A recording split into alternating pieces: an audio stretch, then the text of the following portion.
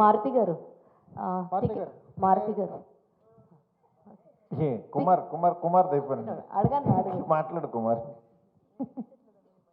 మారుతి గారు అంటే బ్రాండ్స్ని ప్రమోట్ చేస్తున్నారు. అంటే మీరు ఇండస్ట్రీలోకి వచ్చినప్పుడు కూడా కొత్త వాళ్ళతో ఎక్కువగా పనిచేసి వాళ్ళ దగ్గర నుంచి సక్సెస్ అందించడం అనేది ఒక స్టార్ట్ అయింది మీ జర్నీలో. ఇప్పుడు మ్యూజిక్ బ్యాండ్స్లోకి ఎంటర్ అయ్యారు. మ్యూజిక్ బ్యాండ్స్ని మీరు ఎలా ఎంజాయ్ చేస్తారు? అంటే మీరు వీకెండ్స్ వెళ్తుంటారా? ఎలా వీళ్ళకి మీకు కనెక్షన్ ఎలా ఎస్టాబ్లిష్? మిడ్ నైట్స్ ఎంజాయ్ చేస్తారు. అంటే యాక్చువల్గా మ్యూజిక్ ఎంజాయ్ చేయని మనిషి ఉండడు. బేసికల్లీ రీసెంట్గా ఎక్కడికన్నా వెళ్తున్నా చూస్తుంటే నిజంగా చాలా టాలెంటెడ్ అనిపిస్తుంది. ఎందుకంటే ఒక్కొక్క సాంగు ఆ సిచ్యువేషన్ తగ్గట్టు కంపోజ్ చేస్తూ కొత్తగా క్రియేట్ చేస్తున్నారు. అంటే మనం విన్న సౌండింగ్ విన్న సాంగే ఇక్కడ మళ్ళీ వాళ్ళు పాడేటప్పుడు చాలా కొత్తగా అనిపిస్తుంది. ఇది ఇది ఒక రకమైన క్రియేటివిటీ, అంత ఈజీ కాదు. అంటే అది ఫ్యూజన్ స్టైల్ అవ్వచ్చు, ఇంకోటి అవ్వచ్చు. వాళ్ళకున్న ఇన్స్ట్రుమెంట్స్ వాళ్ళకున్న లిమిట్లోనే ఇంత బాగా పెర్ఫామ్ చేస్తూ ఒక ఎనర్జీ తీసుకొస్తున్నారు. అంటే మనకి ఎక్కడో పాత పాటో లేకపోతే ఏదో జనరల్గా వింటూ ఉంటాం, కొన్ని పాటలు మనం వినం. అలాంటి పాట కూడా వినేలాగా చేస్తున్నారు ఈ పబ్స్లో కానీ వీటిల్లో. అందుకని చాలామంది ఏంటంటే కొంతమంది ఈ పబ్బులకి వాటికి పలానా బ్యాండ్ ఉందంటే వాళ్ళు వెళ్ళి అది ఎంజాయ్ చేయడం కోసం వెళ్తున్నారు అనమాట. అందుకని నిజంగా ఇంత మ్యూజిక్లో ఇంత గొప్పతనం ఉంది. అది ఓన్లీ పబ్స్ వరకు ఇక్కడితో ఆగిపోకూడదు. జనరల్ పబ్లిక్ కూడా రావాలి, జనరల్ పబ్లిక్ కూడా ఎంజాయ్ చేయాలనే దీంట్లో యాక్చువల్గా ఈ ప్రోగ్రామ్ పెట్టామన్నమాట. దాని గురించి లైక్ మనకి కాన్సర్ట్ కి ప్రైస్ ఎంత అదంతా శ్రీ చెప్తారా? నాకు స్లైడ్ మారుతి గారు ఇప్పుడు ఇట్లాంటి ఈవెంట్స్ దగ్గర నుంచి డ్రగ్స్ మొదలవుతున్నాయి. అవును, జనరల్గా కూడా నేను మిమ్మల్ని అనట్లేదు, బట్ కరెక్ట్ క్వశ్చన్ ఏంటంటే ఇట్లాంటి ఈవెంట్స్ నుంచే డ్రగ్స్ మొదలవుతున్నాయి. అవి మీ ఈవెంట్ దాకా రాకుండా మీరు ఏం ప్రికాషన్స్ తీసుకుంటారు? నాకు తెలిసి అసలు నేను మ్యూజిక్ దాని మీద ఆలోచిస్తున్నాం, కానీ ఈ డ్రగ్స్ ఇవి వాటి అసలు మందుకే వెళ్ళట్లేదు ఫస్ట్, దాన్ని డ్రగ్స్ నెక్స్ట్ దానికి. బట్ మీరు నిజంగా చెప్పారు కదా, కొత్త కోణం ఓపెన్ చేశారు కాబట్టి దాని స్పెషలిస్ట్ని పెడతానండి తప్పకుండా. ఎందుకంటే ఇది పబ్లిక్ ప్రోగ్రామ్ అండి. ఇది ఏంటంటే ఇది మీరు చెప్పినట్టు అలాంటివి జరగాలంటే సీక్రెట్గా ఏవో జరుగుతుంటాయి.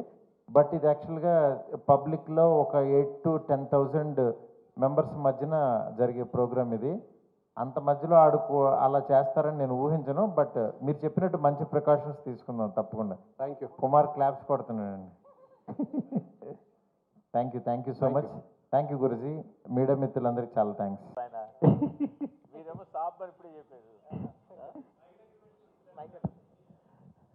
సార్ తమన్ గారికి ఇచ్చాను సార్ ముందు మాకు.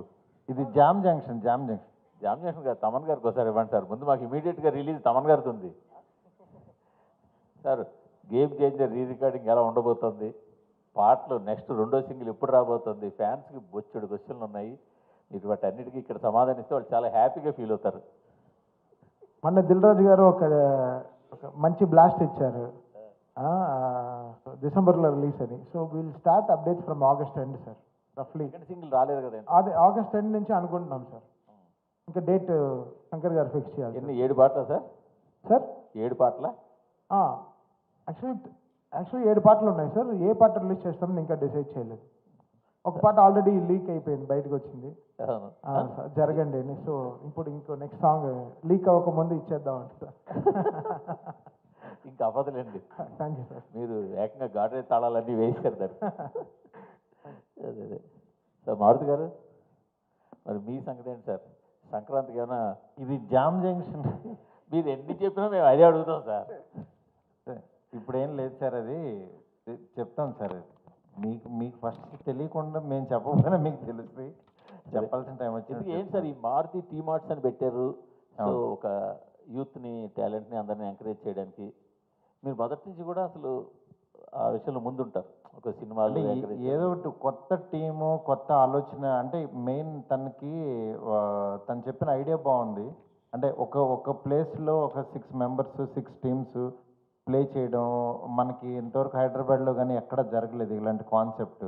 ఈ కాన్సెప్ట్ కొత్తగా ఉంది, డెఫినెట్గా చేద్దామని అనిపించింది. దాంతో వీళ్ళందరూ టీం అందరూ బాగా చేస్తున్నారు. ఓకే చేద్దామని చెప్పి నేను కానీ ఎస్కే ఇద్దరం కూడా అనుకుని దెన్ వీఆర్ మూవింగ్ అట్లా. అంటే దీనికి కూడా ఒక టైప్ ఆఫ్ ఇన్వెస్ట్మెంట్ ఇది కూడా అంటే ఇప్పుడు మన ఐపీఎల్ టీమ్స్ రకరకాలుగా వస్తున్నాయి కదా. అంటే అలాగేమన్నా ఇది తెలియకుండా తర్వాత గ్రో అవుతుందండి బాగా. ఎందుకంటే టీమ్స్ అందరికి కూడా ఇప్పుడు నిజంగానే ఇది సీరియస్గా తీసుకున్నారా లేదా అనే చాలామందికి డౌట్ ఉంటుంది. బట్ ఇది ఒక్కసారి బయటకు వచ్చిన తర్వాత ఇది మేము ఎలా చూస్తున్నాం అనేది నిజంగా ఇందులో పార్టిసిపేట్ చేసిన వాళ్ళకి అర్థమవుతుంది. అందుకని చెప్పి ఇది తర్వాత చాలా పెద్దగా గ్రో అవుతుంది. అందుకని చెప్పి దీన్ని ఇప్పుడు బిగినింగ్ స్టేజ్ కాబట్టి కొంచెం ఎలా ఉంటుంది. బట్ దీన్ని నెక్స్ట్ లెవెల్కి తీసుకెళ్ళిపోతున్నాం. డెఫినెట్గా చాలా పెద్ద రేంజ్లో ఆడియన్స్కి ముందు చూపించబోతున్నాం సార్. శ్రీ గారు ఇందాక మీ స్పీచ్ అంతా not my cup of tea అంట చాలా తక్కువ మాట్లాడారు. మీ స్పీచ్లో మీ అమ్మాయి గురించి ఏదైనా చెప్తారేమో అని చెప్పి చూస్తూ ఉన్నా నేను. ఎవరు మా అమ్మాయి గురించి? అవును. అంటే మీరు లాస్ట్ టైం మనం మాట్లాడుకున్నప్పుడు కూడా మీ అమ్మాయిది కానీ అబ్బాయిది కానీ టాలెంట్ గురించి చెప్పారు. సినిమాలో మీకు అప్పుడప్పుడు చిన్న చిన్న ఇన్పుట్స్ ఏమి ఇస్తారో కూడా చెప్పారు. ఈవెన్ ప్రభాస్ గారిని కూడా ఇంప్రెస్ చేశారని చెప్పారు ఆవిడ అప్పుడు. బట్ ఏంటంటే చాలా తక్కువ మాట్లాడుతున్నారు. Not fair. ఏంటి చెప్పండి అసలు, ఎప్పుడు ఇంట్రడ్యూస్ చేస్తున్నారు? అలా కాదు, ఇంట్రడక్షన్ అని కాదు. ఇప్పుడు లైఫ్లో ఏమవుద్దంటే ఫాదర్తో పాటు నేనేం చేస్తున్నానో చూసుకుంటూ వెళ్ళడం. నెక్స్ట్ వాళ్ళకు కూడా ఇంట్రెస్ట్ ఉండాలి. అట్ ది సేమ్ టైం ఏంటంటే క్రియేటివ్గా ఉంటే తను అక్కడ ఆ ప్రెజెన్స్ కోరుకుంటుంది. అందుకని చెప్పి ఎవరిని నేను ఏంటంటే ఫోర్స్ చేయను, ఇంట్లో ఈ పని చేయ అదే అన్ను. దానికి కొంచెం ఏంటంటే ఈ టీంతో కలవటం, ఈ ప్రోగ్రామ్ ఇదంతా బాగుంది అనిపించింది. దెన్ వీళ్ళతో మూవ్ అవుతుంది, ఓకే డన్ అన్నాను అట్లా. అందుకని దాని ఎయిమ్స్ అవన్నీ వేరే నెక్స్ట్ లెవెల్కి వెళ్తుంది, తీసుకెళ్తాను ఎట్లాగో. బట్ మీన్ వైల్ ఏదో ఒకటి చేయాలి కదా. అంటే ఫస్ట్ ఏంటంటే గర్ల్స్ ఇప్పుడు చాలా క్రియేటివ్గా ఉన్నారు, నెక్స్ట్ లెవెల్ ఆలోచిస్తున్నారు. అలా వెళ్తూ ఉంటే బాగుంటుందని నేను కూడా ఎంకరేజ్ చేస్తున్నాను. లేదు మీరు ఫోర్స్ చేస్తారో అది కానీ నేను అనట్లేదు కానీ బట్ ఏంటంటే ప్రభాస్ గారి సినిమాకు కూడా ఎంతో వాడేదని చెప్పి అసలు కొంచెం కూడా మాట్లాడట్లేదని నేను అడుగుతున్నాను. లేదండి, అంటే ఏ సినిమాకైనా ఆ సినిమాతో అంటే నాతో పాటు క్రియేటివ్ సైడ్ దానికి కెమెరా ఇష్టం, విఎఫ్ఎక్స్ ఇష్టం. అందుకని చెప్పి దెన్ షీఈ్ ఆల్సో వర్కింగ్ అనమాట ఇన్ దట్. అది ఇప్పుడు ప్రభాస్ గారు పెద్ద హిట్ కొట్టేశారు. ఇప్పుడు మళ్ళీ మీ మీద ఇంకా ప్రెషర్ బాధ్యత బాగా పెరిగిపోయింది. ఏంటి నెక్స్ట్ వచ్చే సినిమా మీదేనా? ఎప్పుడు స్టార్ట్ చేయబోతున్నారు? జామ్ జంక్షన్ అదే మీరు అంటే నెక్స్ట్ ప్రెస్ మీట్కి వస్తారా, బిజీ అయిపోతారా అని తెలుసుకోవడానికి ఈ క్వశ్చన్ అడుగుతున్నాం అన్నమాట. నెక్స్ట్ ప్రెస్ మీట్ ఈ జామ్ జంక్షన్ నెక్స్ట్ ప్రెస్ మీట్కి వస్తారో లేదో తెలియడానికని ఈ షూటింగ్ గురించి అడుగు. లేదండి, అంటే నేను ఇప్పుడు నెక్స్ట్ మంత్ నుంచి షూట్ ఉంది, షూట్కి వెళ్తున్నాము. నాకు ప్రెషర్ అనే ఫీల్ అయితే ఫస్ట్ అసలు ఈ ఫంక్షన్కి రాను, ప్రెషర్లో దుప్పటి కప్పుకుని పడుకుని ఉంటాను. But I'm very happy. ఎందుకంటే ఆయన అంత పెద్ద హిట్ ఇవ్వడం అనేది నిజంగా ఇండస్ట్రీ అంతటికి ఒక్కసారి అంటే ఒక స్తబ్దతగా ఉన్న థియేటర్లు మూసేస్తున్నారని ఈ మధ్య అలాంటివి చాలా విన్నాం. ఒక్కసారి థియేటర్లు అన్నిటికీ కళ్ళొచ్చి ఇళ్లలోంచి జనం వెళ్ళి అంత కలెక్ట్ చేయడం నిజంగా అది అద్భుతం.